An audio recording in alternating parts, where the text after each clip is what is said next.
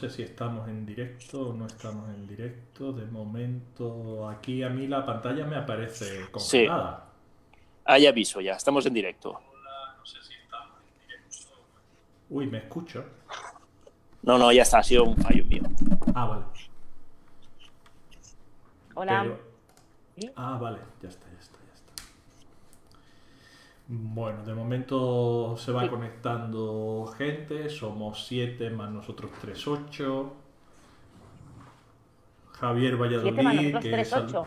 saluda. Hola a todas. Ah, Hola Javier. Javier, que es uno de mis fans más leales. Sí.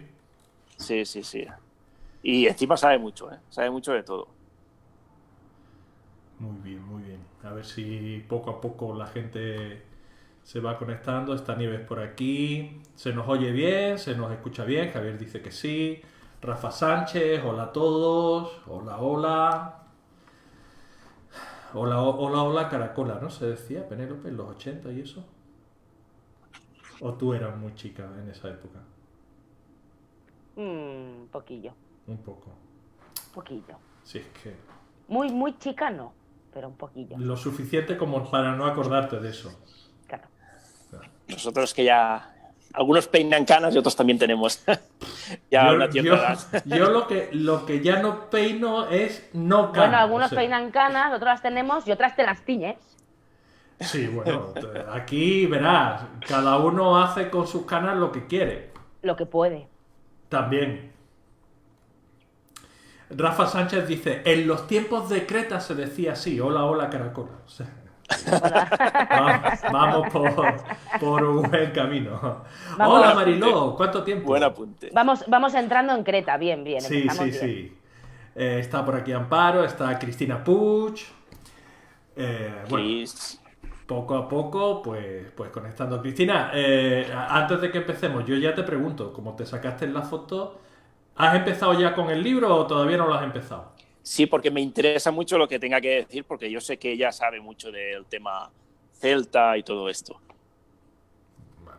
Fíjate, Penélope, que lo tuyo es un poco rollo con el tema del hola, hola, caracola. Hola, hola, caracola. Porque está diciendo Javier Valladolid que él es del 88 y le suena. O sea, Hombre, no, el hola, hola, Caracola me suena, pero me suena a Creta. Antiguo, me suena sí, vale. antiguo. Hola Ana, hola Robert, hola Mari Carmen.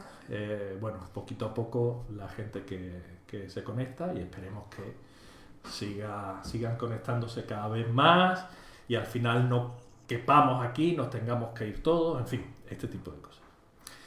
Sí, a Bueno, los son... bares cerrados que tenemos ahí fuera. sí, bueno, esa es otra, claro. A ver, yo en teoría tendría que decirle también que transmita en mi página. Lo que pasa que no me deja. Ah, sí, aquí está, aquí está. Ahora. Vale, en principio esto tendría que empezar a verse también en mi página. Mira, Mariló Leando está diciendo, yo soy del 84 y mis alumnos también lo dicen. O sea, vamos a ver. Mira, Penélope, yo... Mira, hemos venido a hablar del hola, hola, Caracola. totalmente. Sí, casi que dejamos. Lo de Lerna ya casi que Entiendo... lo dejamos. Yo entiendo que tú quieras hacerte parecer joven y tal, pero no, no, Que no. ya he dicho que me tiño las canas. A partir de ahí no tengo nada que ocultar. Otra cosa es que a lo mejor tenga un poco de memoria de pez. Bueno, eso O también puede que, ser. o que cuando era chica, pues no veía mucho la tele. Ya. Tú estabas rodeada de libros cretenses en esa época. Cretenses no, pero de libros Pero sí. libros sí. Que por algo mi nombre viene de ahí, ¿eh? Verás. Es que tu padre es un señor. Sí, mi padre es un señor muy Muy listo y muy culto. majo. Entonces. Bueno, son las 7 y 5. ¿Queréis? Bueno, va entrando gente, la gente que va Muy bien. saludando. No sé cuántos seremos en este momento, porque a mí no me cuenta, no me sigue contando. Eh, a mí me aparecen como 9, pero no puede ser. Aquí A mí me ya hay. aparecen 29. Claro. Eso es más fácil, sí, a mí también. Ya es que no puede ser, porque ya ha habido más de 9 que nos han saludado, entonces. Bueno, entonces, Pues Sí, empezamos, ¿no? empezamos, A ¿no? hablar O de- vamos... Bueno, esto va a ser un poquito aventurero, ¿no? Sí, También. esto la va a ser novela. un poco locura, pues como todo lo que hacemos, Javi. Si tú has visto Sí, algo sí, que sí, nosotros hagamos que esté estructurado. Sí, sí, sí. Que se lo pregunten a la gente que nos visita en las casetas de la Feria del Libro. Sí, A, uy, sí. a mí me dijeron, vamos a presentar, y yo pensé, uy, con estos dos, ya me han embolado.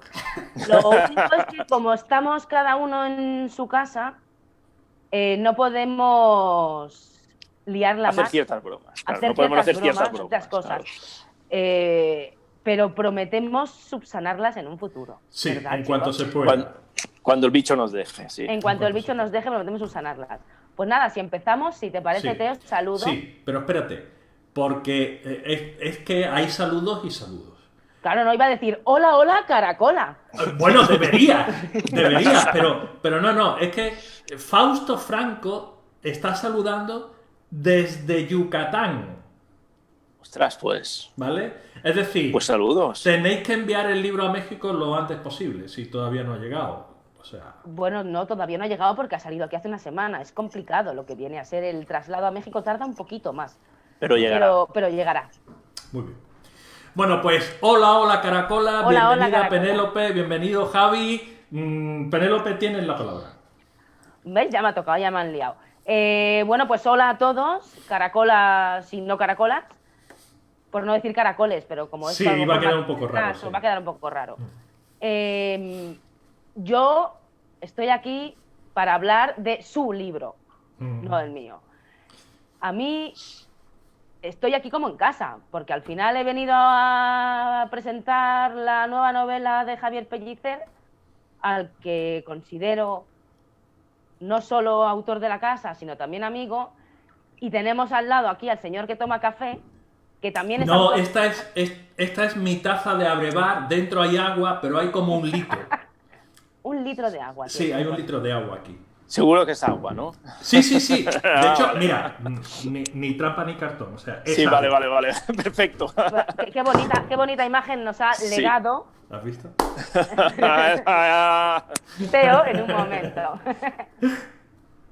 Bueno, todos los que nos estáis viendo en estos momentos seguro que conocéis a los dos muchachos que me acompañan hoy. De Teo solo voy a decir que es escritor, amigo y profesor de literatura, de narrativa. Entonces, todos aquellos que queráis conseguir lo que está haciendo Javi ahora, que es presentar su libro porque se ha publicado, podéis hablar con él, que a lo mejor os echa un cable. Sí. Aunque para llegar a ese punto antes hay que leer. Y entonces hoy vamos a promocionar la lectura de Lerna, que es lo que toca. Yo me he traído un librito que pongo así en pantalla grande para que lo veáis todos, porque creo que la cubierta ha quedado muy bonita y que en ella ya damos pistas de lo que vais a encontrar dentro. Aunque luego, claro, todo se ajusta y se magnifica también con el estilo de Javi, su manera de narrar y de poner un poquito los puntos sobre las íes. Porque estamos ante una novela novedosa. Es una novela histórica, es una novela de aventuras, es una novela en la que yo creo que priman los sentimientos, pero que también prima la acción, la batalla, la traición. Y si tuviera que condensarla en dos cosas, que seguro que ahí me llevan la contraria tanto Javi como Teo, pero sí diría que las dos citas que abren el libro, con lo cual no hago ningún tipo de spoiler, marcan bien cuál es la filosofía. Javi empieza con una cita de Tolkien y le sigue una cita de Homero. Como todos hayamos leído o no a Tolkien y Homero, sabemos quiénes son y qué tipo de obras escriben, El Señor de los Anillos y la Odisea, pues hay podemos ver un poco por dónde nos va a llevar esta aventura, que al final esto es una aventura narrativa a caballo entre géneros y acciones, pero que desde luego no creo que a ningún lector, para bien o para mal, porque aquí esto es muy subjetivo, pero no creo que a ningún lector le pueda dejar indiferente. Yo voy a dejar que hablen ellos, aunque sé que me van a colar alguna puya que otra.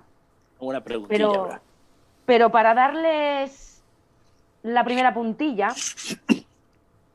a mí se me ocurre, yo cuando leí la novela había una frase que se repite en algunas ocasiones por determinados motivos, que tampoco voy a decir, que es algo así, no como una muletilla, sino como una sentencia que queda grabada y que explica muchas cosas de la historia. Si hago un poco de comparación con alguna otra novela de Dasa, y así meto la cuña publicitaria, y para quien no la haya leído también, supongo que aquí Javi me va a perdonar, sería como la saga de sajones, vikingos y normandos de Bernard Cornwell. Por cierto, un inciso aquí, están preguntando que cuándo sale el nuevo libro, pero ya se contestará que hoy estamos para otra cosa. Pues en la saga Utrecht tiene un lema, pero que es el lema de toda la saga, que es el destino es inexorable, que en la serie de televisión lo han traducido como el destino lo es todo. Yo creo que podían haber usado la nuestra, que es más bonita. Bastante bueno, más impactante. Se entiende la idea. En Lerna tenemos una, que yo creo que os la voy a decir lento para que se os quede grabada, a ver qué opináis de ella y a dónde nos conduce. Es la voz de los suyos. O sea, él dice, soy la voz de ellos.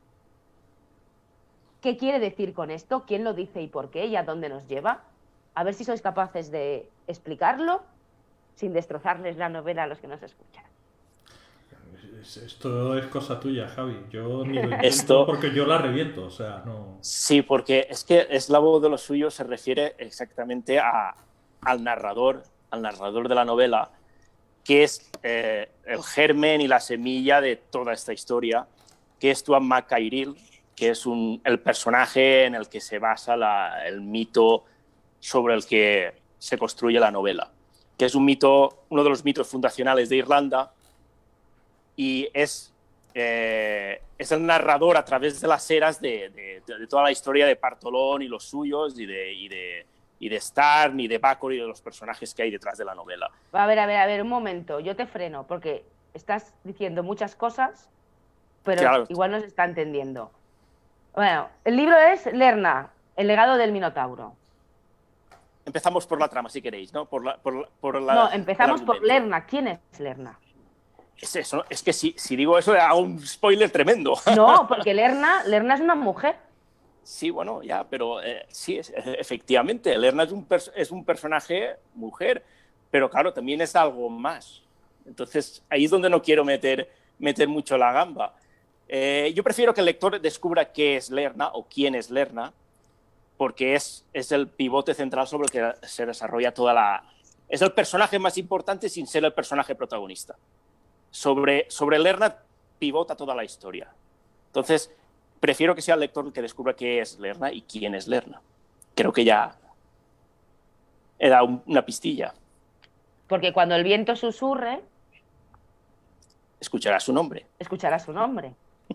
Me he puesto poética. Es una frase muy poética. No me ha dado tiempo a terminar la novela. Sois malos. Es que claro, el problema de esta novela es que, claro, se basa en un mito y entonces, al decir que se basa en un mito, ya estás un poco spoileando un poco hacia dónde se dirige. Pero lo importante no es el final del camino. Lo importante siempre es el camino y cómo se desarrolla el camino. El final del camino sí es importante, porque el final del camino tiene...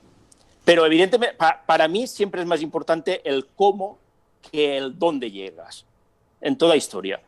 Porque al final, por ejemplo, en Leones de Aníbal sabíamos el final, quién era, qué final era, porque es un momento histórico. Sabemos cómo va a acabar esa novela, pero no es importante cómo va a acabar.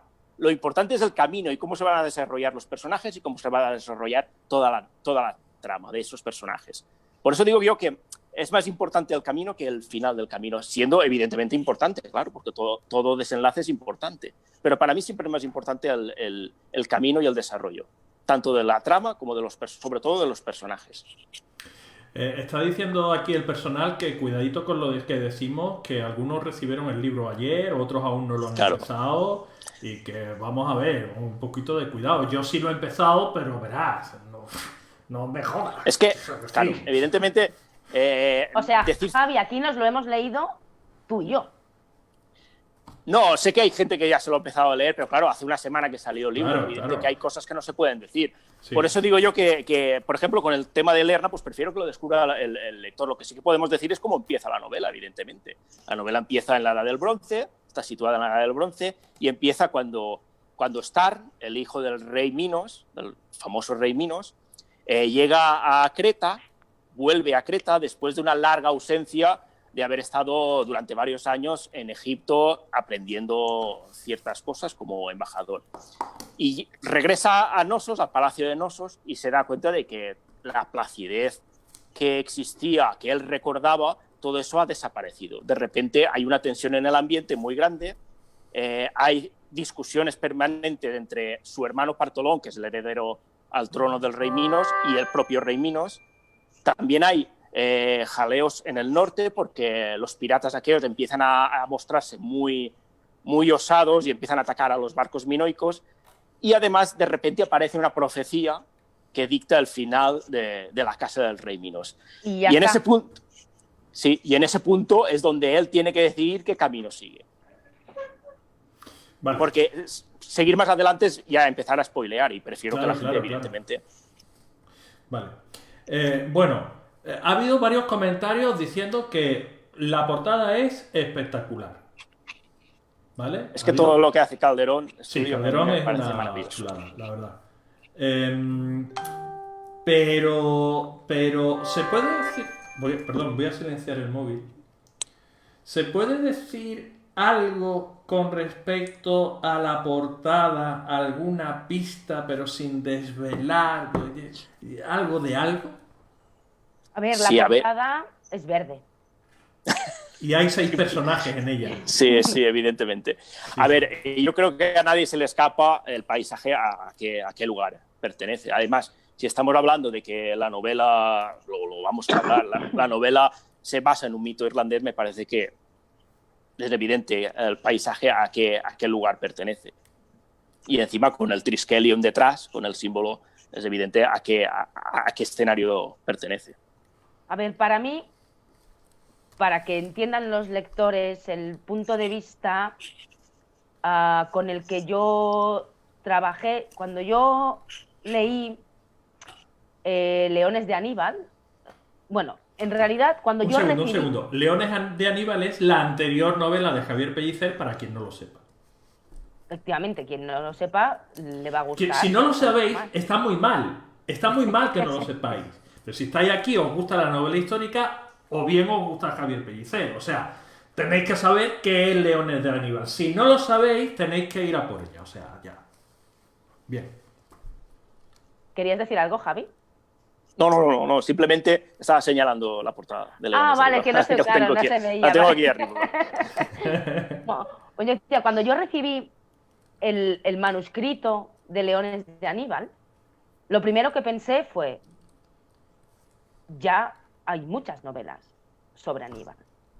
Y obviamente el título era clarificador, no podía inventarse a un nuevo Aníbal. Sí. Ciertamente, cuando la leí, Javi había conseguido darle un punto de vista totalmente diferente a lo que hasta ese momento yo había leído o yo conocía. Cuando me mandó Lerna, ahora ya yo sabía más o menos por dónde él pensaba escribir, pero aún así me sorprendió de nuevo, porque si algo tiene Javier Pellicer es una capacidad sorpresiva alucinante. Yo empiezo a leer una novela en la Creta minoica y me quedo absolutamente pasmada porque no hay nada en novela histórica en Creta. Y a mí me parece una civilización alucinante, fabulosa, que es griega pero no lo es, que nos suena a todos pero que no conocemos, que no somos capaces de imaginar cómo vivían, qué sentían, cuáles eran realmente sus mitos, sus creencias, sus costumbres, sus leyes. Los consideramos griegos antiguos y nos los imaginamos como en la antigua Grecia, pero tienen mucho de ellos, pero porque los griegos acogieron mucho de los cretenses, pero no son griegos. Y entonces ahí te metes en un mundo fascinante, diferente. Y luego Javi nos vuelve a sorprender, esta vez 2 veces en la misma novela, y se lanza a la aventura. Con el giro que hay ahí. Hay un momento que hay un giro y se convierte de Tolkien, se convierte en Homero, no en la Ilíada, sino en la Odisea, porque es como si en Partolón prendiese la llama de Ulises y quiere volver a casa. Esa sería un poco la condensación. En una idea muy vaga, pero para entendernos. No sé si por ahí estáis de acuerdo conmigo. Sí, bueno, la novela se divide en 3 partes clarísimas. Sí. O sea, la primera es un tono así más de intriga palaciega, un poco misterio, qué pasa ahí en Knossos, en Creta. Luego está una parte más aventurera, más viajera. Y luego tenemos la parte épica, que es el desenlace, un poco ya que entronca más con el mito y con el folclore irlandés. Y esas 3 partes tan diferentes son lo que creo yo que hace especial también a la novela, porque no tenemos una novela solamente, tenemos 3 novelas. Y las 3 están interconectadas de manera lo más perfecto que he sido capaz de hacer. Me parece que se complementan a la perfección y sirven, los engranajes engranan bien, a la redundancia, y todo llega a un final coherente. Por lo menos eso es la perspectiva que tengo yo como autor. Fijaros que acaba de entrar a la charla Javier Valverde y dice: un saludo, chicos, he oído Tolkien, vamos bien entonces. Sí. Y hace un rato Nieves Muñoz comentaba que en el grupo de Facebook de novela histórica alguien había preguntado si era una novela de fantasía, porque por la portada tiene ese punto, sí, ese aire un poco más allá de la novela histórica. Claro, no podemos olvidar que aquí estamos partiendo de un mito, ¿no? El mito y la fantasía realmente están muy cerca. Y Nieves entonces pregunta: veo que en las citas que tú mencionabas al principio, Penélope, las citas de Tolkien y de Homero, mezclas historia y leyenda. ¿Esto es así? ¿Están mezclando historia y leyenda en la novela? Totalmente, claro. Sí, totalmente. De hecho, yo más bien, quizás para ser más clarificador, diría que es una novela mitológica, pero con un contexto histórico. O sea, es un mito... Ahí ya te pones profundo, ¿eh? Novela mitológica. Sí, bueno, nuevo género inventado, pero bueno, ya te lo dejo ahí apuntado para la próxima.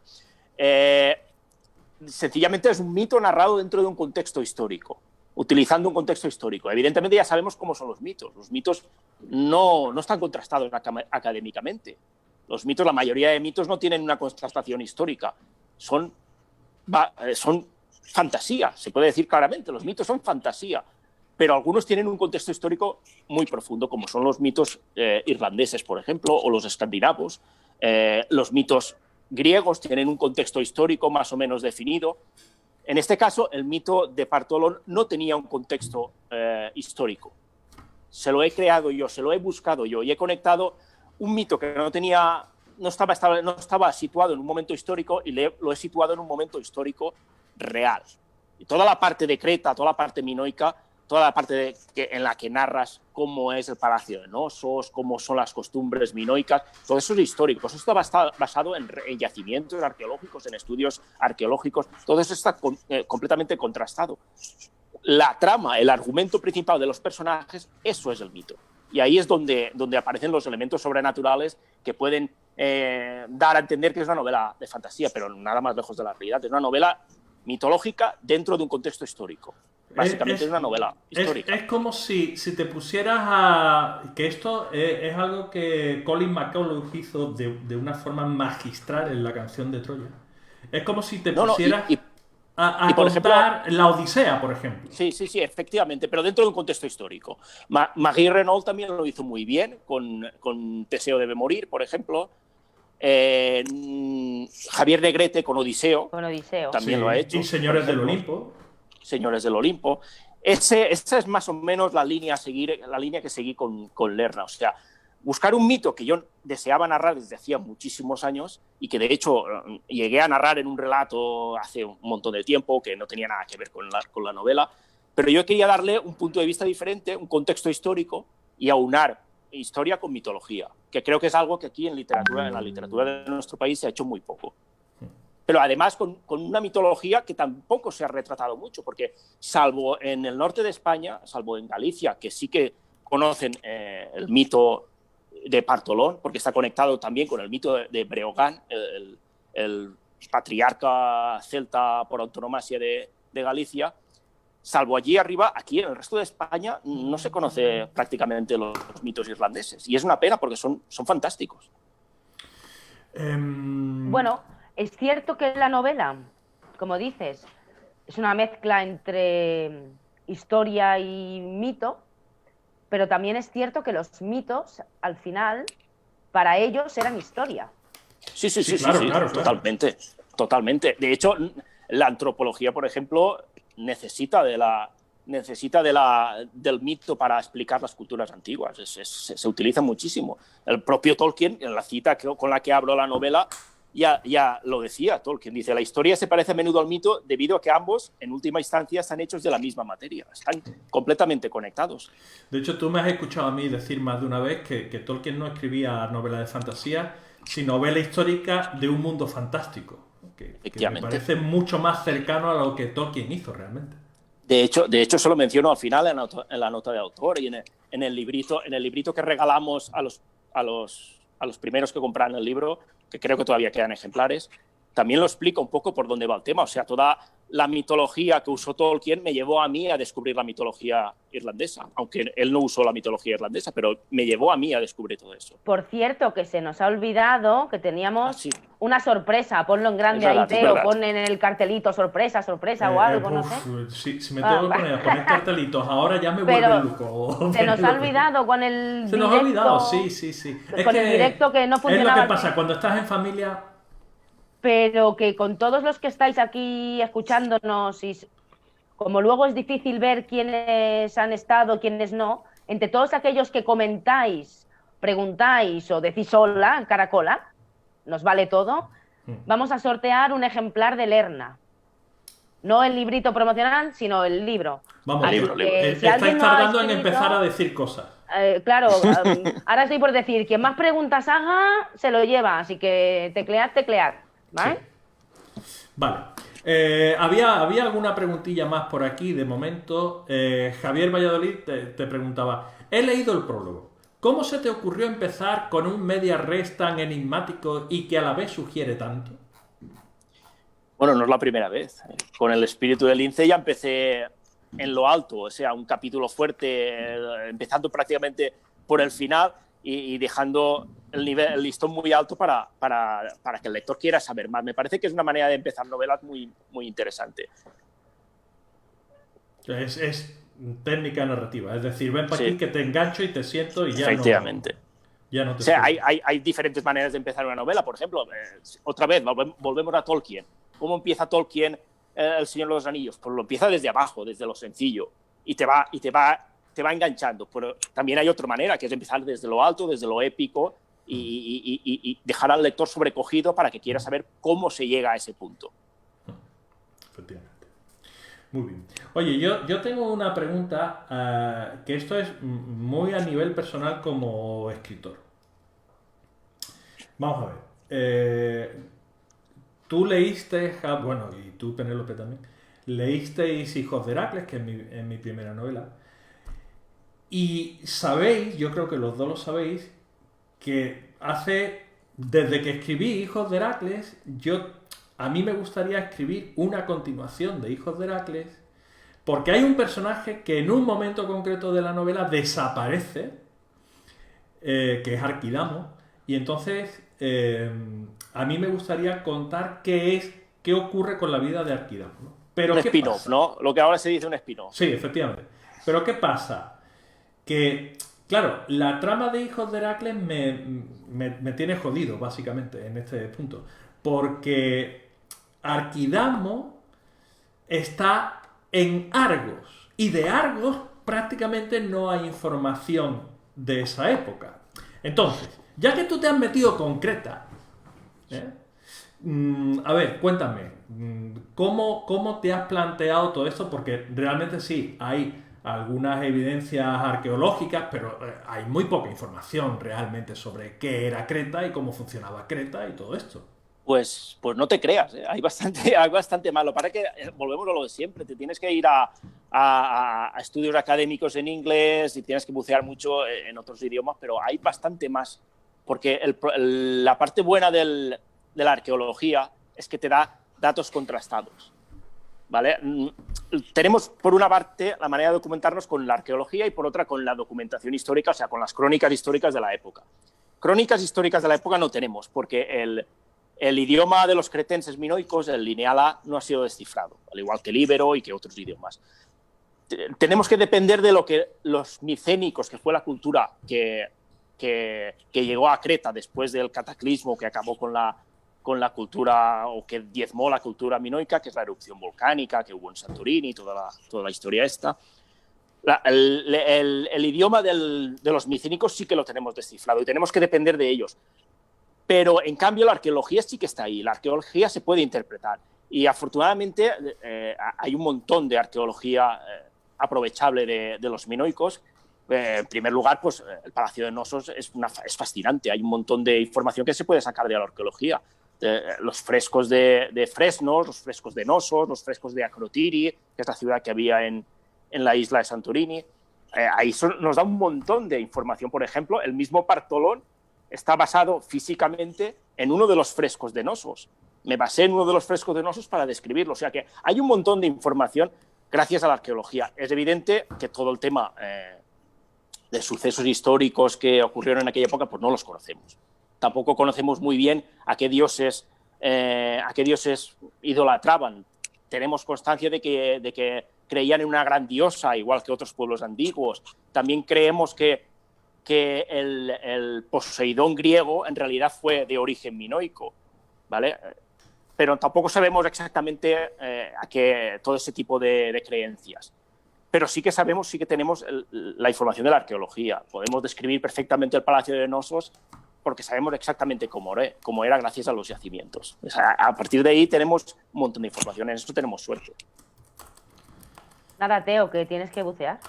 Sí, tengo que ponerme serio con el inglés, en realidad. Sí, de verdad es que es imprescindible. Mi inglés es horrible, pero por lo menos me permite... No, bueno, defenderme un lo que poquito. pasa, yo medio me defiendo en la lectura y tal, pero claro, cuando entramos en términos muy concretos, Muy arqueológicos y tal, pues técnicos, sí. te vuelves un poco más loco. Vale, a ver, Penélope, esto a mí me lo han preguntado a mí, ¿vale? Pero en realidad... ¿Pero me pasas la pelota? Sí, totalmente. Porque ha sido en el momento en el que has dicho todo el que comente recibirá, entrará en el sorteo de un ejemplar de Lerna, ¿no? Entonces Rafa Sánchez está diciendo, Teo, únete y sortea también un ejemplar de Hijos de Heracles. Yo ahí lo dejo por si se quiere recoger. Esto en la próxima. Y hemos venido a hablar de mi libro, ¿eh? Claro, hemos venido a hablar de mi libro. Sí, Aquí hacéis que Javi se me ponga rollo umbral y la liamos. Sí. Entonces, Teo, montamos otra cosa con tus libros. Podemos hacer una charla sobre literatura de Teo Palacio y nos sorteamos un Hijos de Heracles. Voy a meter la puntilla, pero Teo sabe que Hijos de Heracles es una novela que me encanta. Que probablemente sea la novela que más me gusta suya, a pesar de que es la primera y evidentemente pues no tiene la calidad de las últimas Sí, no, en comparación. no. Pero que no, olvidaros de mí. Yo estoy aquí porque me dijeron, oye, te vienes, y como me apunto a todo, pues dije, pues vale. A ver, Javi, yo te he dicho antes de empezar, quiero leer un párrafo. Vale, sí. ¿Vale? Javi no sabe de qué va esto.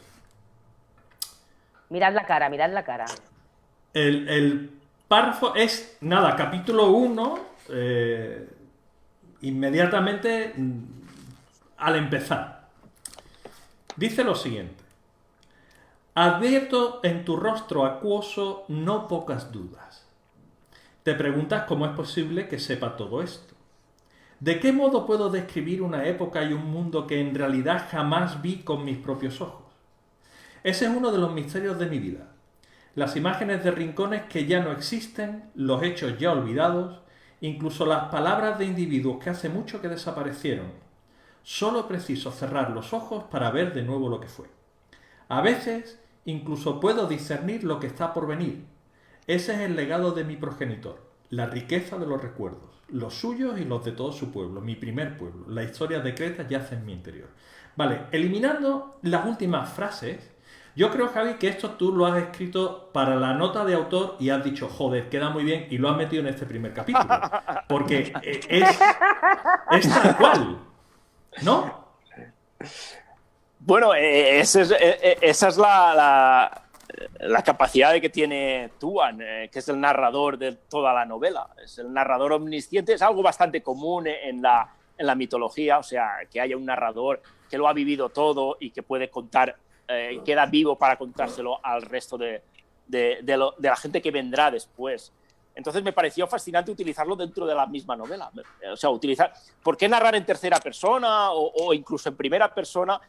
Como suele ser habitual cuando puedes utilizar un mecanismo que se utiliza en la propia mitología. Me pareció fascinante. Bueno, en la propia mitología y en la propia historia, porque de hecho en esa época, que no todo se ponía por escrito ni mucho menos, lo normal era la transmisión era oral. La transmisión era oral, por lo tanto, lo que luego en Grecia eran los aedos, y en la Edad Media los juglares. O los propios druidas en la mitología celta, entonces... Que de hecho era lo habitual, era la transmisión oral y de generación en generación, de boca en boca, como se dice, de boca en oreja, como se dice en los cómics de Asterix, por ejemplo. Era lo habitual y me pareció genial transmitirlo dentro de la novela mismo. O sea, aprovechar ese recurso, que es un recurso que se utiliza poco en literatura, me pareció perfecto. Pero fíjate, es que de verdad que cuando lo leí pensé... Es que esto se lo puede estar diciendo un escritor de novela histórica al lector que está leyendo su novela perfectamente. Sí. Es que al final nosotros también somos actores. O sea, cuando escribimos y creamos personajes, nos metemos dentro de ellos. Entonces, en parte, Tuan es el reflejo de mí mismo como narrador. Entonces, sí, tienes toda la razón del mundo. Yo es que siempre digo que los escritores estamos un poco locos, porque... somos totalmente. Nosotros y al mismo tiempo somos todos y cada uno de nuestros personajes. Entonces, efectivamente. Es un poco loco. Efectivamente. Javi, te pregunta Ramón Villa, ¿te basaste en los descubrimientos de Schliemann para describir la civilización micénica? Bueno, es que si tengo que decir ahora, con toda la documentación que manejé, es una locura. Evidentemente, el padre de la arqueología minoica es Arthur Evans. O sea, es el que descubrió el Palacio de Nosos, el que está en entredicho, porque ya sabemos cómo es el tema académico, siempre aparecen nuevos investigadores que rebaten un poco las teorías antiguas, pero es que hay un montón de documentación. Aquí tengo, por ejemplo, tengo un par de libros que son más modernos, o sea, Paul Faure, por ejemplo, o Oliver Dickinson, la Edad del Bronce Egeo, para descubrir también un poco cómo era el entorno de Creta, pero es que es un montón. De memoria no puedo saber ahora todo lo que he manejado porque ya sabéis cómo va el tema de la documentación y igual llegas a descargarte cientos de artículos académicos para luego a lo mejor no solo aprovechar unos cuantos, pero te lo tienes que leer todo, es un montón de... Yo fijaros, esto no lo pregunto a vosotros, ni a ti, Javi, ni a ti, Penélope. Se lo pregunto a la gente que no estás viendo, porque me da la impresión de que estamos hablando muy poco de la novela, fíjate. Sí, un poco más de que estamos hablando más del entorno y de Creta y de la investigación y de tal que de la novela en sí. ¿Qué pasa? Que vamos con un poquito de retardo, la gente que nos ve tiene un poquito de retardo, entonces hay que dar un poquito de tiempo para que escuchen lo que yo les estoy diciendo. Así que, señores que nos escucháis, seguro que tenéis dudas y preguntas y cuestiones que queráis saber sobre la novela. Yo tengo... Lo que pasa es que seguramente no me la vas a poder contestar, ¿vale? Seguramente no me la vas a poder contestar. Es complicado hablar a veces de las novelas porque no queremos desvelar el argumento, sí. Queremos que lo descubra el lector. Pero aquí tienes una excusa fácil, que igual que empiezas con este párrafo que nos ha leído Teo y que tú te transformas en ese Aedo o druida, lo cierras igualmente al final y no desvelo nada y puedes contestar a todo, igual que será la conclusión de esta charla, y el resto es leyenda. Tienes ahí la respuesta. El resto es leyenda. Un 2, 3, responde otra vez y el resto es leyenda. No, de hecho al final estamos con el mismo tema que con Leones de Aníbal. Todo el mundo sabe cómo acaba el viaje de Aníbal. Todo el mundo lo sabe. Solo tienes que acudir a la Wikipedia y ya te lo dice. Y con esto, al fin y al cabo, con leerla viene a ser lo mismo, porque cualquiera que quiera saber cómo acaba el libro se puede ir a leerse el libro de las invasiones, que es de donde sale todo esto, y ahí te lo cuenta. Es información que lo puede saber todo el mundo. Entonces, el problema es, volvemos a lo de antes, el camino. Es difícil hablar de la novela si no quieres desvelar los pasos del camino. Entonces, es complicado, es complicado. Con las presentaciones alguna vez ya me ha pasado que por querer hablar más de algunas partes del argumento se te escapa algún spoiler y eso también es una cosa que me preocupa bastante. Vale, pero aunque no nos puedas contar en profundidad, yo hay una cosa que nos tienes que explicar, aunque sea de aquella manera. Vamos a ver. Creta e Irlanda. A ver, explícanos. ¿Por qué? Explícanos qué tiene que ver Creta con Irlanda. ¿Cómo conectar? Pues históricamente hablando... No, pero yo no quiero historia, no quiero historia. Sí. Pues Leo, son 2 islas. No. Rodeadas de agua. No, a ver, todo esto empieza con el mito original. O sea, el mito original nos dice que Bartolón llegó a Irlanda unos 300 años después del diluvio. Claro, es la única fecha que tenemos dentro del mito. Claro, utilizar como referencia histórica una fecha que es bíblica, pues no, ¿dónde lo sitúas eso? Es muy complicado situar eso. Entonces, a la hora de buscarle un contexto histórico, más o menos la correlación entre las fechas bíblicas y las fechas históricas, pues vendría a situar el mito de Bartolón, vendría a situarlo en la Edad del Bronce, en el 1400, una cosa así, antes de Cristo. Entonces, ¿qué civilización había entonces que tenía la capacidad para llegar a Irlanda?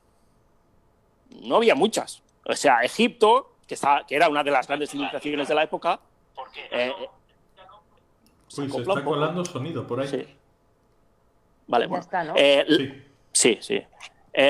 Egipto, que era la gran civilización de aquella época, junto con la minoica, no tenía flota naval para para navegar por el Atlántico. Sus barquitos estaban hechos para navegar el Nilo y como mucho para trayectos de cabotaje, de costeo.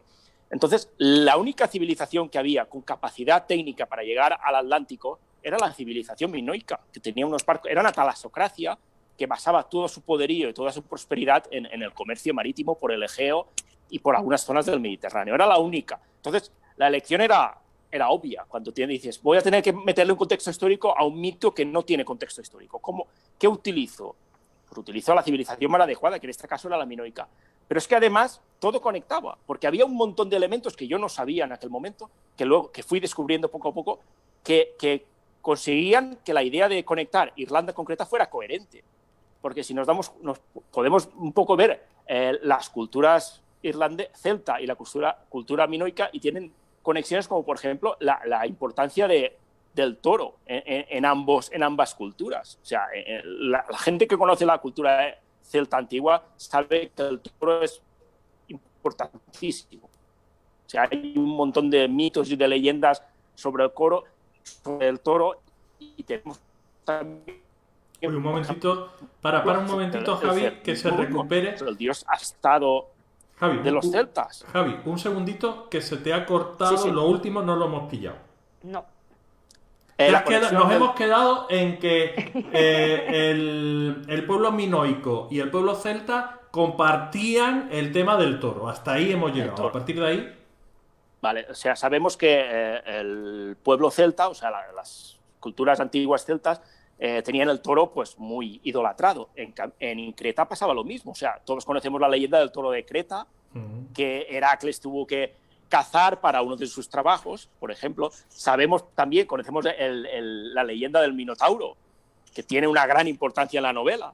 O sea, el toro sagrado que Poseidón le entregó al rey de Creta, al rey Minos, para que lo sacrificara en su nombre, y que el rey Minos no sacrificó porque le pareció maravilloso y que lo quería como semental de sus rebaños. Y de ahí vino el enfado de Poseidón, que hizo que su mujer, pues ya sabemos lo que hizo con el toro de Minos, ¿no? No lo vamos aquí, es un poco escatológico. Entonces hay un montón de conexiones, que a primera vista parece que no existen, pero luego te das cuenta de que, aunque no son una conexión histórica, pero hacen coherente la idea de la ficción, de la trama Lo que tú propones entonces en Lerna es una tesis, digamos, ¿vale? Ficticia, por supuesto. Ficticia, sí. Aquí estamos hablando de novela, ¿eh? Siempre de ficción. Esto no hipótesis. ¿Perdona, Penélope? Una hipótesis. Una hipótesis, exacto, vale, sí, exacto. Me parece bien. Una hipótesis en la cual unos cretenses van a terminar llegando a Irlanda. Ahora, exacto. ¿Qué provoca esto? ¿Se puede contar o no se puede contar? Sí, porque lo he dicho antes, una profecía. Ah, bien. Una profecía que anuncia el final de la casa del rey Minos. Eso lo decimos en la contraportada también de la novela. Uh-huh. ¿Qué pasa? ¿Qué hace ¿qué origina esa profecía? Eso es lo que no vamos a decir, Bien. Evidentemente. Total, que estamos alrededor del año 1400 antes de Cristo. 1600. 1600 antes de Cristo. Nada más y nada menos. Sí. Nada más. Sí. Yo cuando estuve con Hijos de Heracles era el 700 y ya me volví loco, no me quiero imaginar. No, de hecho, me acuerdo de una anécdota porque había un lector de Leones de Aníbal que me dijo, ostras, que eso hace mucho lo de Aníbal hace muchísimo, 300 antes de Cristo, más o menos, 200 y pico antes de Cristo, y yo ya estaba ideando la de esta de Lerna, y yo estaba pensando, pues te van a enterar si yo te contara. Sí. Vale, entonces, 1600 antes de Cristo. Creta es, bueno, el rey Minos, que vamos a contar, o sea, lo más de lo más. Y algo pasa en Creta que provoca que haya una determinada gente, entre ellos Partolón, que ahora nos tendrás que hablar de quién es Partolón, porque se ha mencionado varias veces, pero igual hay gente que no lo sabe. Que se monta en un barco y no se queda en Roma, no se queda en Tarraco, no, se va a Irlanda. ¿Por qué Irlanda?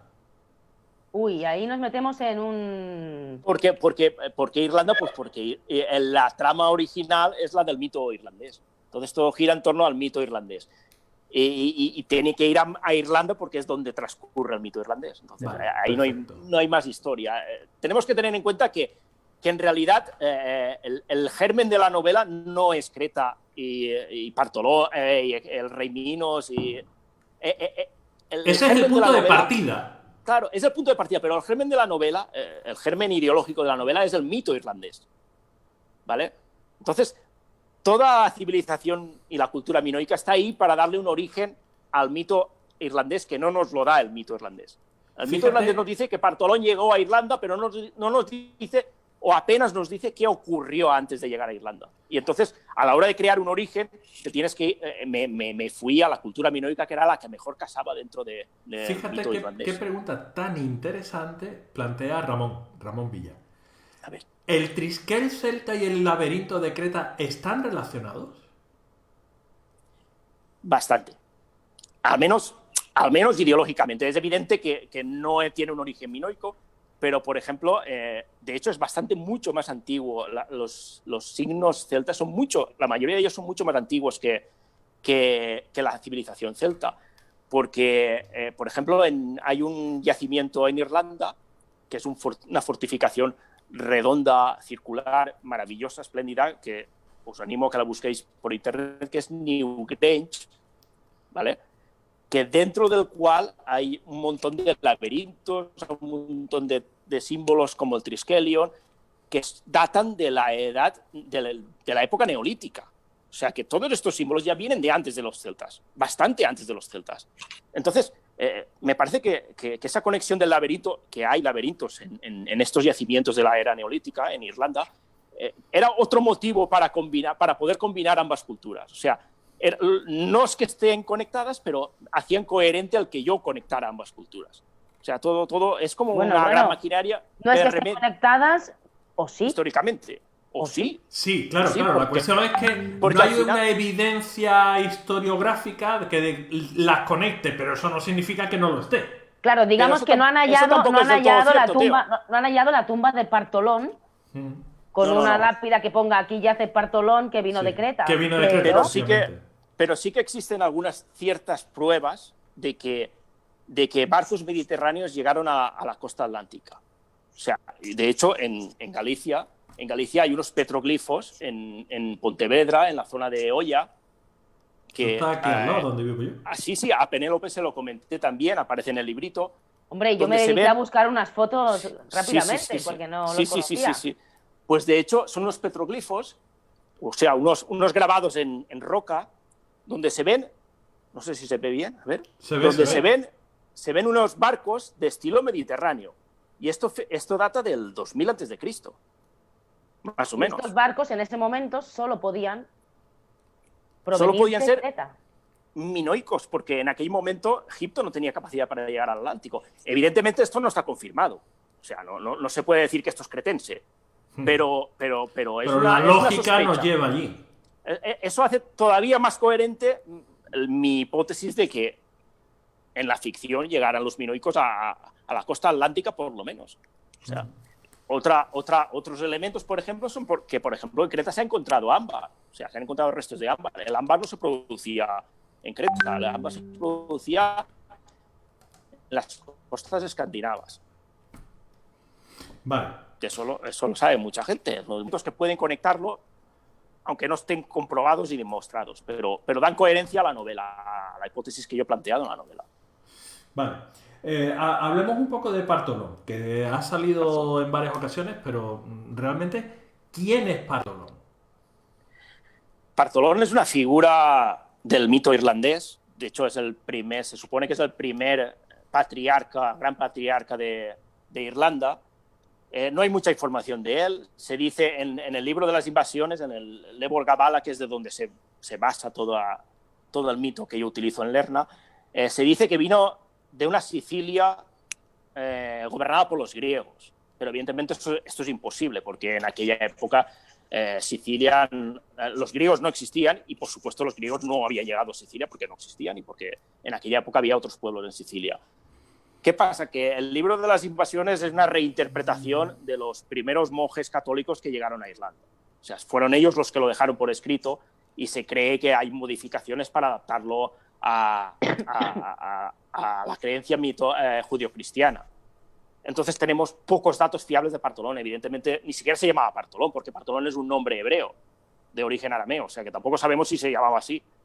Entonces, la información que hay es... Lo que pasa es que Irlanda ha adoptado a Partolón como uno de sus patriarcas, igual que los milesios que llegaron de Galicia, que eran descendientes de Breogán. También son pueblos que llegaron a Irlanda capitaneados por sus propios caudillos, y uno de ellos era Partolón, con todo su pueblo. Vale, por lo que estás contando, la impresión que da es que esto es un viaje súper épico, me imagino, porque claro, durante todo el viaje, verás, no van a estar comiendo tortitas de maíz tan tranquilamente en los barcos. No, la verdad es que los puteo bastante. Y el barco se hundió. pero no será un Titanic súper cómodo con su piscina, sus bailes de lujos y sus... No, para nada.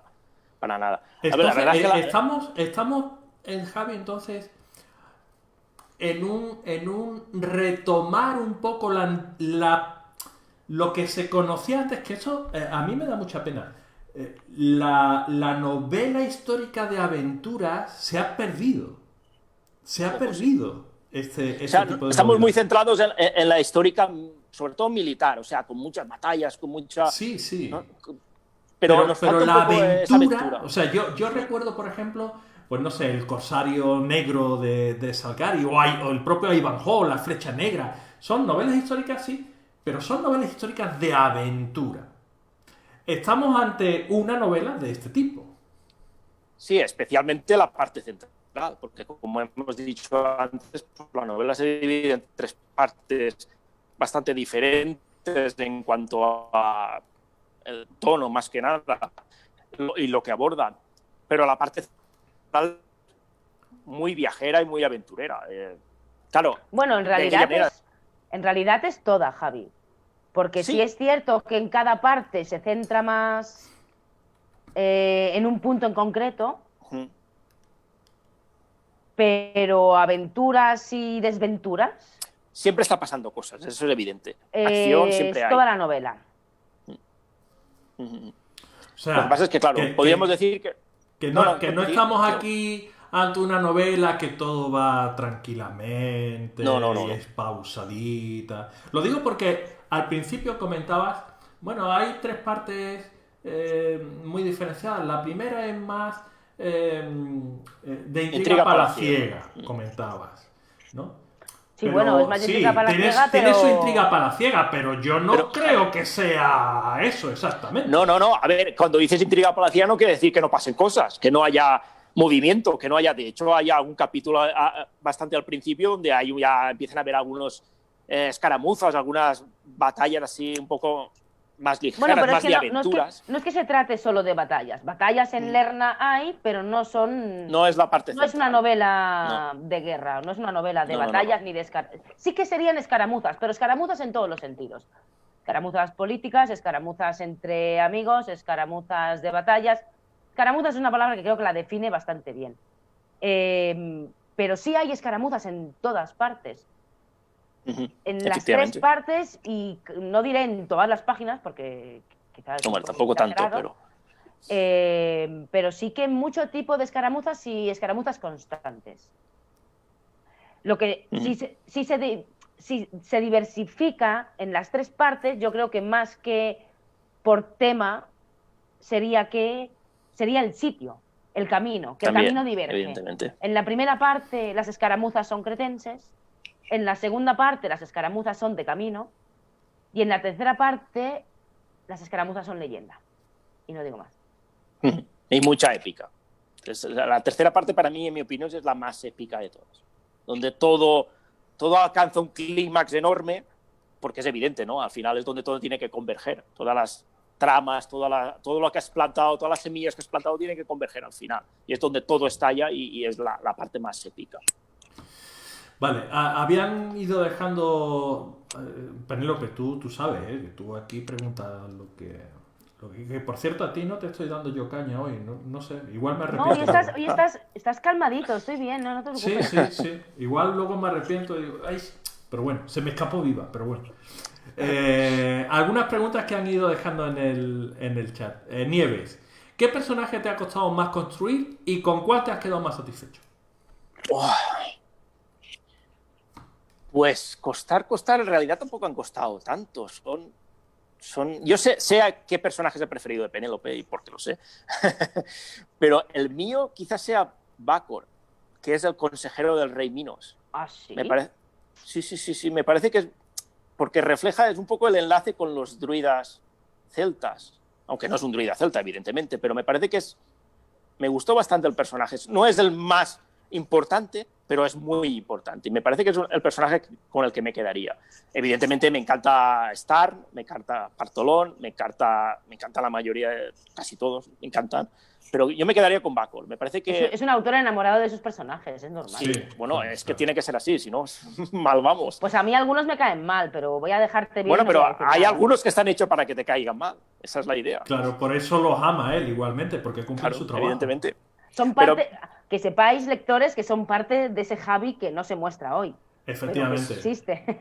Es el Javi chungo, el Javi chungo. Eso lo dejamos para las copas, eso para después, para las copas. Sí. Más preguntas. Robert te pregunta, ¿por dónde empezaste a plantear la novela? ¿Por las tramas, los personajes o el contexto? Bueno, lo bueno fue que la trama, el esqueleto de la trama ya lo tenía, gracias al mito irlandés, que narra más o menos qué es lo que pasa. Luego, evidentemente, le tienes que dar contexto, le tienes que dar profundidad a los personajes y todo. O sea, la trama ya la tenía más o menos clara. Y después evidentemente, hay subtramas que tienes que ir metiendo también para que aquello crezca. Pero creo que después de la documentación, cuando te pones a escribir ya, creo que los personajes fue lo que más incidí, pero no es algo extraño en mí.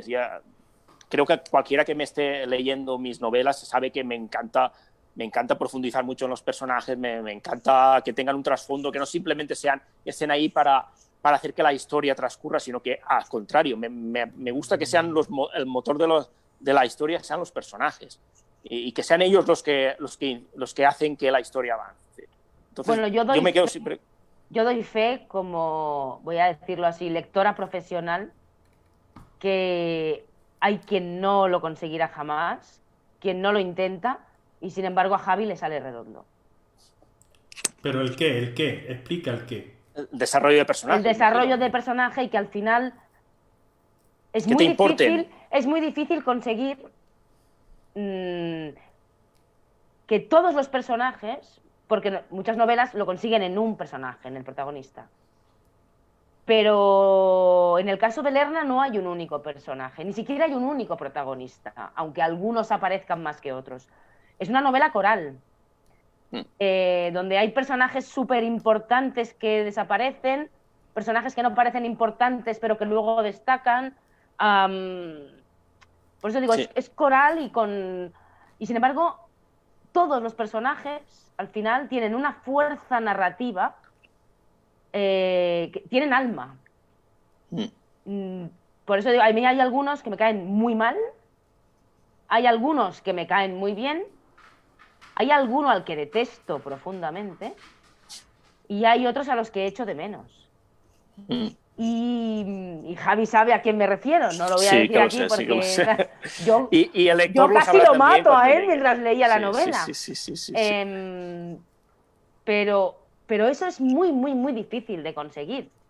Y yo sé, Teo, que tú también lo sabes porque explicas y tratas de encauzar a escritores noveles, a dar redondez y que esos personajes, conforme a las teorías clásicas de la narrativa, no sean planos.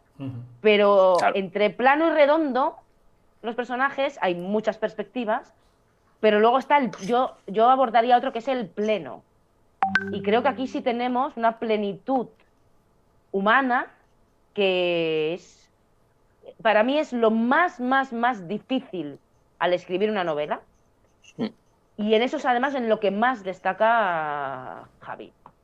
Sí, es que a mí, ya sabéis que a mí me encanta pues, el desarrollo, sobre todo el desarrollo emocional de los personajes. Me gusta que parezcan seres humanos, que no sean simplemente personajes planos, ¿no? Me gusta que sientan lo mismo que siento yo, aunque es evidente que quizás esto sea un poco de presentismo, porque ya sabemos que depende de la época histórica, pues la gente se comportaba de una manera o de otra, pero las emociones básicas siempre son las mismas. La gente se comportaba de una manera o de otra porque tenía unas leyes y unas costumbres, pero claro, las emociones siempre son las que son. Claro.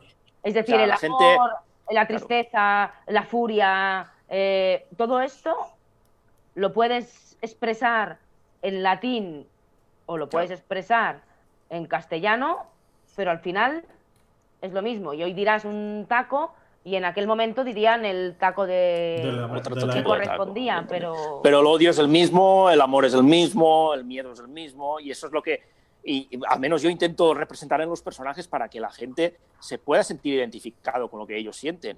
es la manera de que conecten, y los personajes para mí son la mejor conexión que hay con la historia de la novela. O sea, si conectas con el personaje es mucho más sencillo conectar con la historia. Acabamos de contestar a la pregunta de Javi Valverde, que preguntaba si había muchos personajes principales. Pues ya es evidente que hay... A ver, específicamente, protagonista es Starn, es el que más páginas tiene. Luego Baco pero no porque sea el que más páginas tiene. No. De hecho, el más importante quizás sea el personaje que menos páginas tiene. Y tú ya sabes cuál es, Penélope. O sea...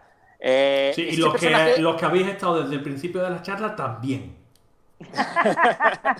No, pero para los que queréis hasta el final os voy a dar una pista. Pero eso será solo al final. Ese personaje es el que menos páginas tiene, pero sobre ese personaje pivota todo. Toda la novela pivota sobre ese personaje. Por eso es tan importante. Siguiendo con el tema de los personajes, Ramón Villa pregunta: he visto también un componente importante de tragedia griega. Sí. Totalmente. Bueno, es que al final ya sabemos cómo somos los autores, ¿no? Nos gusta dar caña a nuestros personajes porque al final es sobre el conflicto, sobre lo que se basa cualquier intento de superación de los personajes, y al final es una técnica clásica también, el complicarle la vida lo máximo posible a nuestros personajes para que ellos tengan que superarse de alguna manera. Y eso, lo máximo, el clímax de ese sistema de trabajo es la tragedia griega. A ver, ¿quién puteó más a sus personajes que los clásicos griegos? Yo tuve claro desde un principio que Javi se había leído Lisístrata varias veces. Sí, la verdad que es verdad, hay mucha tragedia griega en la novela, hay mucho, pero también hay esperanza, porque por ejemplo mi padre, que se la leyó probablemente el primero de todos, me dijo...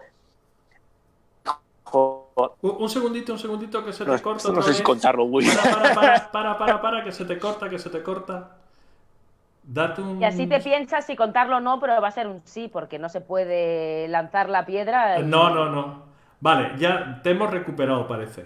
¿Vale? ¿Ya? Sí. Pues mi padre, que se lo leyó, dijo que había un aspecto que le parecía que acababa un poco triste, algún aspecto. Pero yo le dije, bueno, pero hay esperanza, al final del camino hay esperanza también, y es evidente, aunque haya un cierto conflicto que implique pérdida o implique... También hay esperanza de futuro, y ese al final quizás el... Yo no hablaría de tristeza en esta novela, yo hablaría de melancolía. La misma También. Voz del narrador es melancólica desde el principio. O sea, tú empiezas a leer y dices, este hombre echa cosas de menos. Sí, evidentemente. Evidentemente es un narrador que está hablando con otra figura, que no voy a decir quién es esa figura, aunque se intuye perfectamente. Es un narrador que recuerda lo que ya no tiene. O sea, recuerda lo que ha pasado, y evidentemente cuando uno recuerda lo que ha pasado, pues ya sabemos a lo que vamos, ¿no? Es la melancolía, es el primer sentimiento cuando recordamos nuestro tiempo pasado, en este caso todavía con más motivo, porque él está recordando algo que no vivió, pero que lo siente como si lo hubiera vivido. Entonces, evidentemente, la melancolía alcanza cotas extraordinarias en este sentido. Vale, Luisa Ferro, que ya sabes tú, Javi, que... Luisa. Que es Javi y Luisa casi van de la mano. Es una maravillosa persona, Luisa. Y Ricardo Velandia hacen más o menos la misma pregunta. ¿Cuál fue la semilla que ayudó a que germinara Lerna? ¿De dónde surge la idea para el libro? La idea, como he comentado antes, viene del libro de las invasiones, ¿vale? Del mito fundacional de Partolón. Pero luego es evidente que yo escribí... Eso fue un relato al principio, un relato de hace casi 15 años, en el que evidentemente aquello no merecía ni salir del ordenador, evidentemente. Y se quedó ahí en el ordenador, muerto de asco. Llegó un momento en que después de escribir El espíritu del lince, que es mi primera novela histórica, y Leones de Aníbal, en el que cuando acabas una novela dices, ¿y ahora qué? ¿No? Eso nos ha pasado a todos los autores. Ahora que parece que no puede haber una siguiente novela porque estamos borrachos de la anterior todavía. Y recuperé, y mirando ideas que tenía, recuperé aquel relato, que era horrible, evidentemente, y decidí, bueno, la idea es buena, la idea primigenia es buena, o sea, contar la llegada de Partolón a Irlanda es una buena idea, pero había que darle una vuelta de tuerca, una gran vuelta de tuerca, que era darle un contexto histórico. Y yo eso antes no podía hacerlo porque no había escrito novela histórica, no me había todavía fraguado con la novela histórica.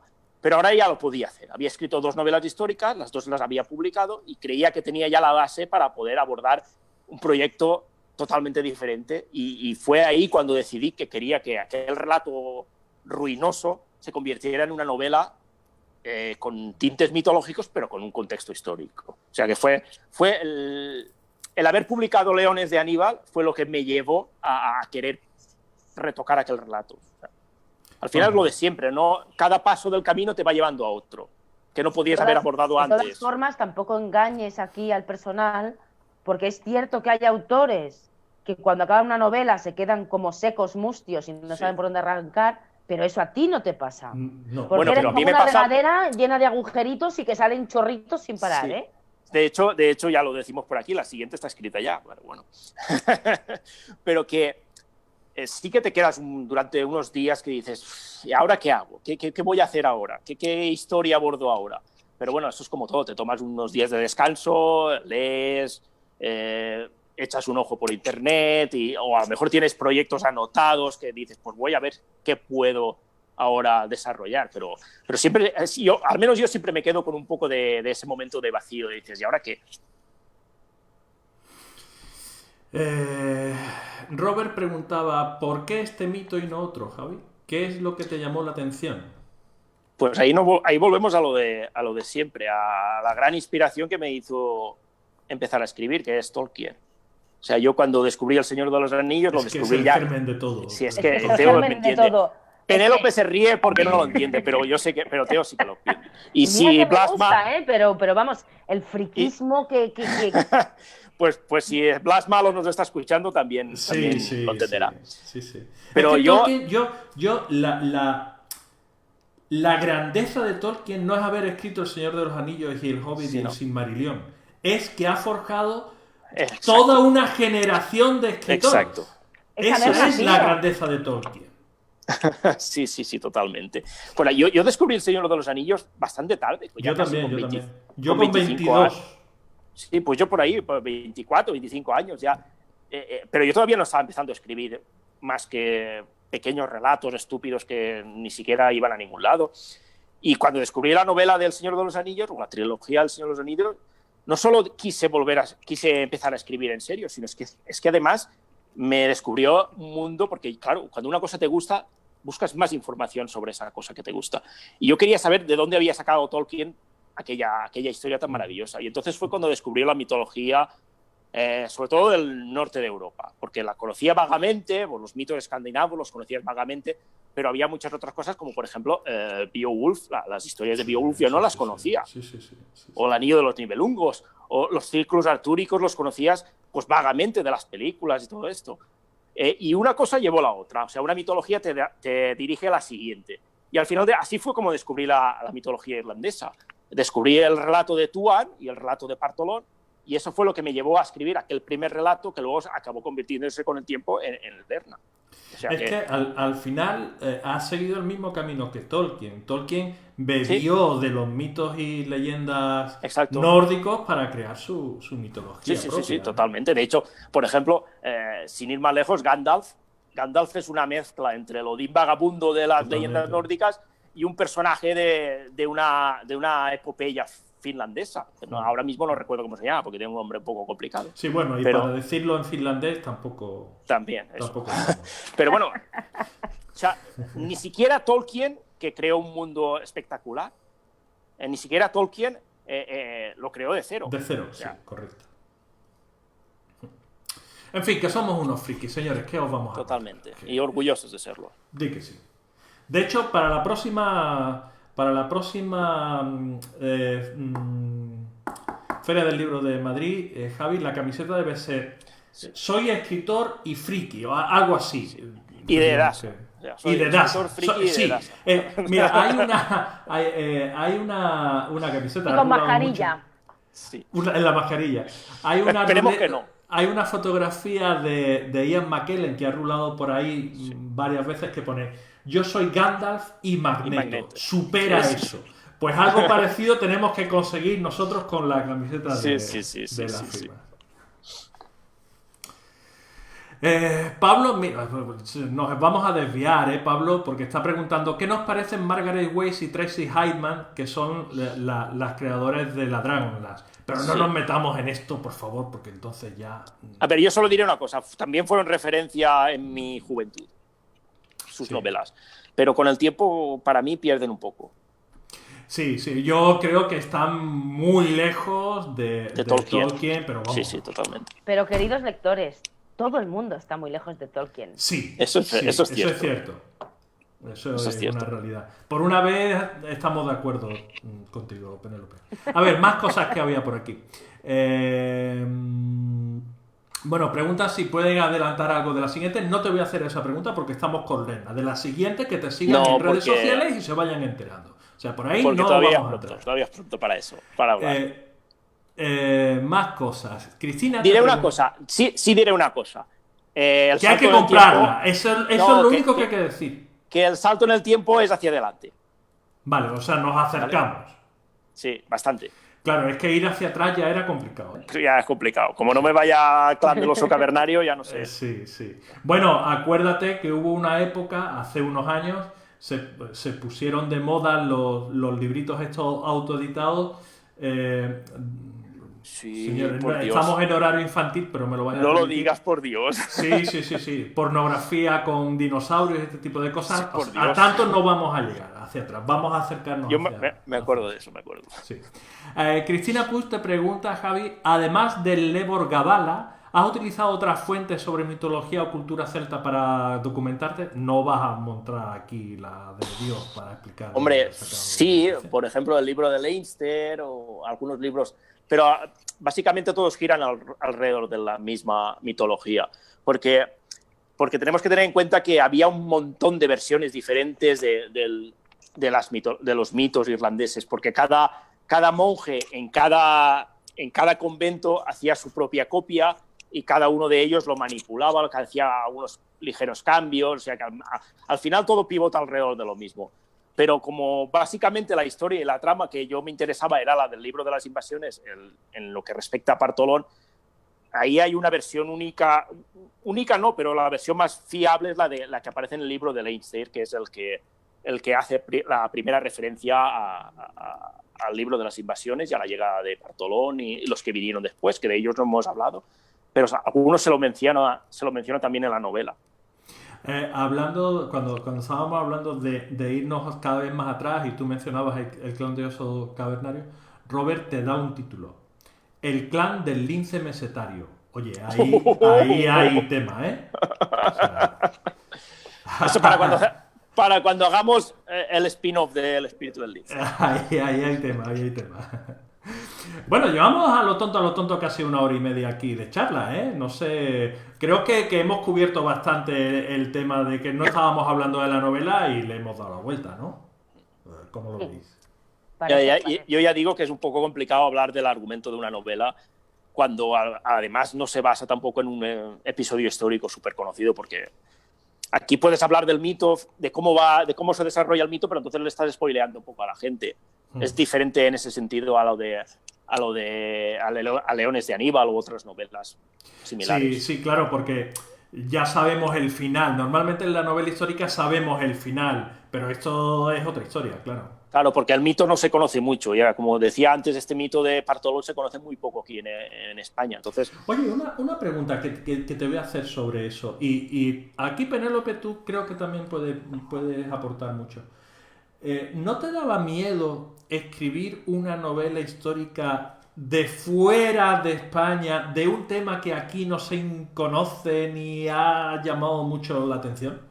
Sí, siempre da miedo y de hecho no será la primera vez, pero da miedo porque ya sabemos cómo es la novela, cómo es el género histórico aquí en España, que parece que si no hablas de algo que ocurrió aquí, pues parece que te resta puntos, ¿no? Pero bueno, yo ya sabéis cómo soy, a mí me gusta abordar retos y me gusta cambiar un poco de hecho, si por mí fuera, estaría escribiendo todo tipo de géneros también, porque me encanta todo tipo de géneros. Sí, no, a ti te tenemos que atar los pies, eso es verdad. Sí, de hecho me tenéis que atar. Sí, un poquito. De hecho, incluso con Lerna, Javi? Sí, de hecho sí. Pero claro, es que a mí me gusta variar un poquito y si me tengo que ir a otro sitio, a otro escenario que se conoce poco, pues bueno, si la historia es interesante, me gustaría que los lectores también le dieran una oportunidad a ese tipo de historias, no solo la mía, sino cualquier historia que se salga de la norma. Me parece que la novela histórica está un poquito encorsetada en nuestro país. Hay que darle oportunidad a quien te entrega cosas nuevas, a quien te ofrece algo nuevo, porque es que hay un montón de épocas, un montón de escenarios en el mundo y en la historia. ¿Por qué siempre nos tenemos que centrar en lo mismo? Habrá que ir cambiando un poquito, ¿no? No sé. Pero bueno, eso también al final el lector es soberano y decide lo que quiere decidir, es evidente.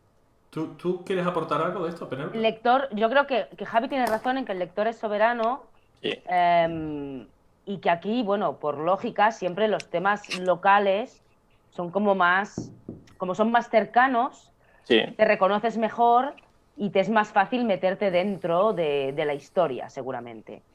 Pero no solo pasa aquí en España. No, pasa en todas partes. Te van a Inglaterra y la historia, no sé, la historia de aquí de España no les interesa para nada. No, lo único que es común es Roma. Sí, efectivamente. ¿Vale? Pero dejando de lado eso, es cierto que cada cultura o cada país, no sé, llamémoslo, depende de la zona, tiene su idiosincrasia. Aún así, yo tengo que decir que una cultura, yo sé que Javi esto lo plantea, lo piensa, lo germina pensando en Irlanda y en los celtas. Pero a mí me ha descubierto cosas minoicas de que yo, no sé, yo estuve en Nápoles hace 2 años y en el Museo Nacional allí, pues hay un montón de hallazgos arqueológicos como todos los que tú contabas de la cultura minoica y piensas, Dios mío, estamos hablando del 1600 antes de Cristo, 1800 incluso los minoicos, y lo que aquí, no sé, en las Islas Baleares hay piedras solo, allí tiene una cultura avanzadísima. Sí, totalmente. Absolutamente. De hecho, tenían canalización de agua corriente en el Palacio de Nosos, por ejemplo, y los forasteros, los extranjeros que llegaban al Palacio de Nosos se creían que el agua brotaba de las paredes, porque eso no era conocido en aquella época. No es claro, yo empezar a leer una novela que posiblemente sea cierto que es más arriesgada comercialmente hablando en España, pero empezar a leer una novela que me transporta a un mundo, claro, que me descubre un mundo de verdad, a mí me aporta mucho más que otras, y esto lo digo como lectora, ya no por la parte profesional, sino como lectora, porque una novela sobre Roma pues puede ser buenísima, normal, pero es Roma, mala o lo que sea, pero es Roma. Pero de Creta, ¿qué teníamos de Creta? No tenemos nada de Creta. Y sin embargo, Creta, pues no sé si será el germen de Irlanda, pero desde luego sí lo es de lo que somos nosotros, porque sí, de ellos van los griegos y de los griegos va Roma y de Roma venimos nosotros. De hecho, está considerada la primera civilización europea. Y hay que pensar otra cosa, incluso iría más allá, que a mí esta novela que hemos definido como novela histórica, novela de aventuras, novela mitológica, casi diríamos ahora novela de hipótesis, por lo que hemos estado comentando en toda esta charla.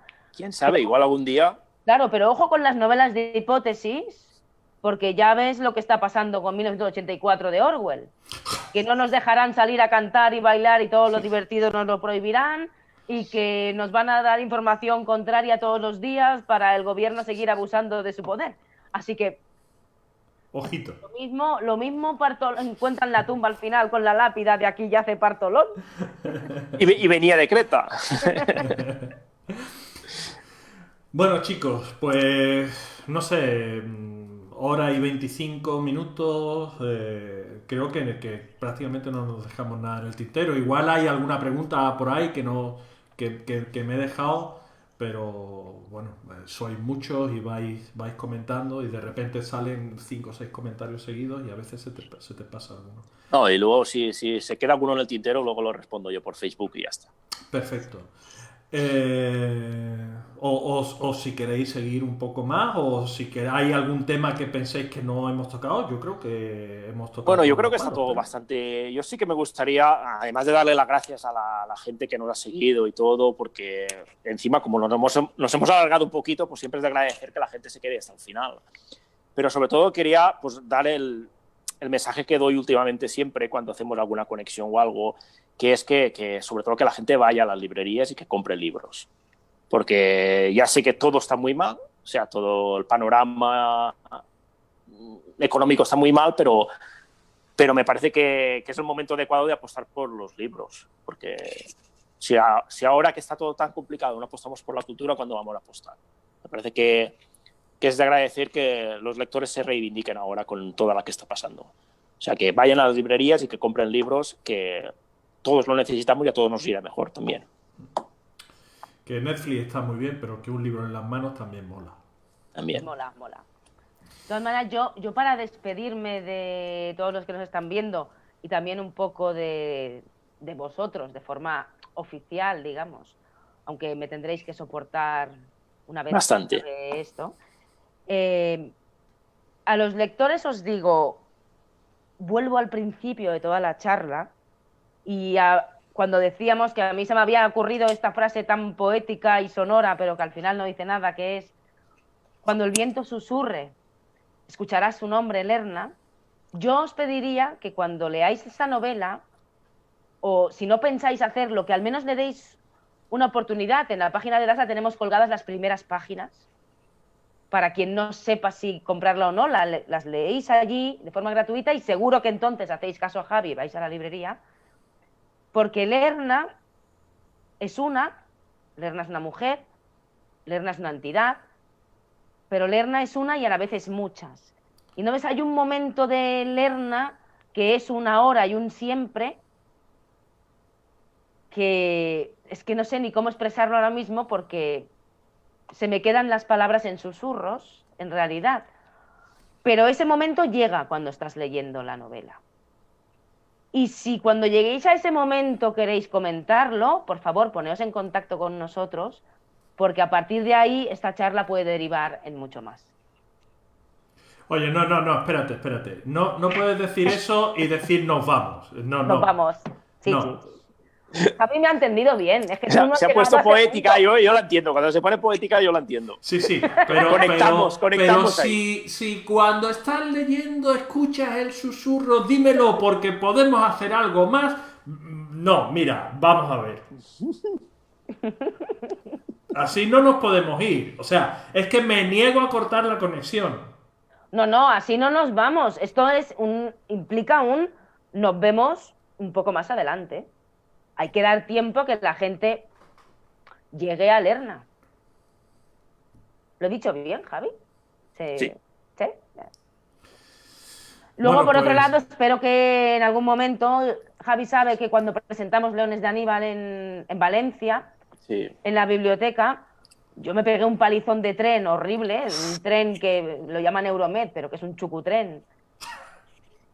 Sí, es cierto. Incomodísimo y que llega tardísimo y ahora lo echo un de menos. Ojalá podamos presentarla pronto con la gente delante. Esto tendría que haber sido presencial, pero bueno, ya sabemos cómo está el tema y también nos da la oportunidad también, que es que al poder alcanzar a más gente, porque ya sabemos que las presentaciones presenciales, pues atraen a la gente local, pero aquí gracias a estas conexiones que deberíamos explotar más y creo que las vamos a explotar más y es lo que vamos a sacar. De todas formas, yo prometo que la primera que hagamos presencial la vamos a emitir a la vez en directo. También, eso es una muy buena idea. Eso es una muy buena idea. Pero tenemos que aprovechar y sacar algo en claro y en positivo de toda esta situación que tenemos. Y si esa lección que sacamos es la de intentar aprovechar mejor las nuevas tecnologías, pues mucho mejor, porque me parece que todo suma.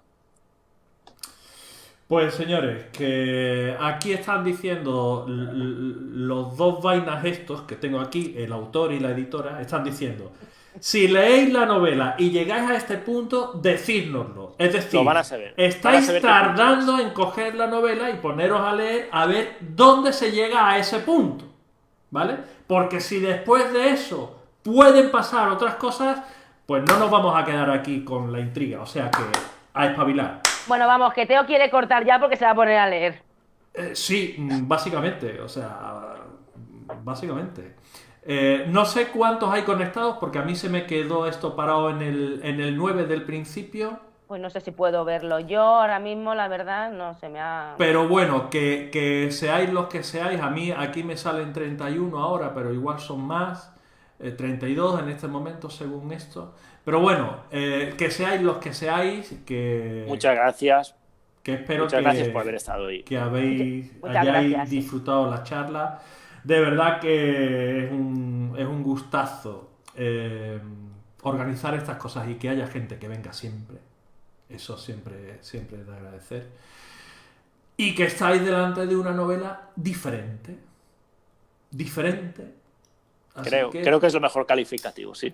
Si queréis leer algo diferente, pues no hace falta que busquéis más. Esta, ¿vale? Lerna, del señor Javier Pellicer Moscardó, que está aquí y que si todavía no lo seguís en redes, deberíais. Porque Javi tiene unas redes, no es que sea especialmente activo, pero es muy interesante de seguir. Cuando no estamos escribiendo, sí, pero cuando estamos escribiendo toca escribir. Y recordar, Teo, que sí, todavía quedan ejemplares del librito promocional. O sea sí, que pocos ya, pero quedan. Espabilad a colgar vuestras fotos con la novela en redes sociales para que os envíe el librito, sí, que vale la pena.